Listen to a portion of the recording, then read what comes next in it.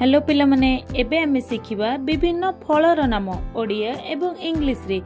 तो चल पिला माने वीडियो को एबे स्टार्ट करिबा। एइटा होची बेलो। बेलो को इंग्लिश रे स्टोन एप्पल कहंती। स्टोन एप्पल माने बेलो। नेक्स्ट होची आंबो। आंबो को इंग्लिश रे मैंगो कहंती। मैंगो माने आंबो। नेक्स्ट होची बातापी। बातापी को इंग्लिश रे ग्रेप फ्रूट कहंती।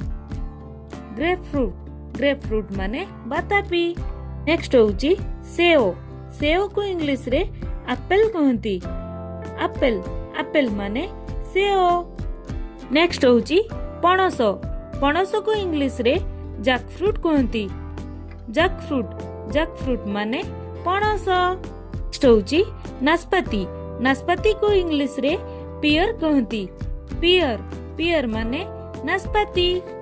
नेक्स्ट होची लिचू को इंग्लिश रे लीची कहंती। लीची माने लीचू। नेक्स्ट होची अमृतभंडा को इंग्लिश रे पपैया कहंती। पपैया माने अमृतभंडा। नेक्स्ट होची पिजुली को इंग्लिश रे गुआभा कहंती। गुआभा माने पिजुली। नेक्स्ट होची पइडो को इंग्लिश रे ग्रीन कोकोनट कहंती। ग्रीन कोकोनट माने पइडो। नेक्स्ट होची अंगूर को इंग्लिश रे ग्रेप्स कहंती। ग्रेप्स माने अंगूर। नेक्स्ट होची सपुरी को इंग्लिश रे पाइनएप्पल कहंती। पाइनएप्पल माने सपुरी। नेक्स्ट होची तरबूज को इंग्लिश रे वाटरमेलन कहंती। वाटरमेलन माने तरबूज। नेक्स्ट होची कमला को इंग्लिश रे ऑरेंज कहंती। ऑरेंज माने कमला।